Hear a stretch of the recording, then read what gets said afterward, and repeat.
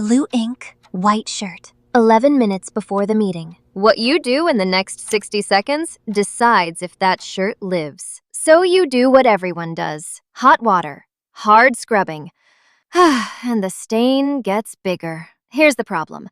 Ink isn't dirt. It's dye floating in oil. Water and oil don't mix. Your sink never stood a chance. Chemistry has one rule for this. Like dissolves like. Water is polar. Ink's oil is not, so they push apart. Now meet rubbing alcohol. One end grabs oil, the other end grabs water. It's a bridge. That's the whole trick. You need 4 things: rubbing alcohol, 70% or higher, paper towels, a cotton bud, dish soap. First, test it. Dab alcohol inside a hidden seam for 1 minute. Alcohol can't tell your ink from your shirt's own dye. Blot. Never rub. Press straight down, lift, move to a dry spot. Rubbing spreads ink sideways and drives it deeper. This step beats the alcohol. Fold paper towels.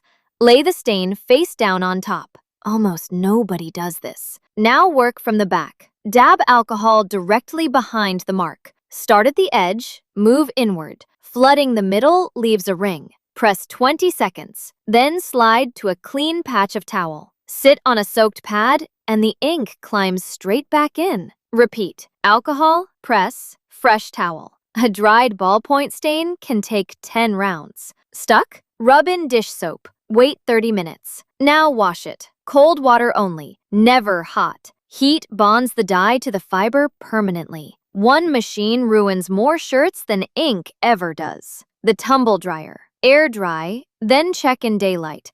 And skip acetone. It dissolves acetate. Cold water alone. Printer toner? Never wet it. Brush it off dry. Go save the shirt.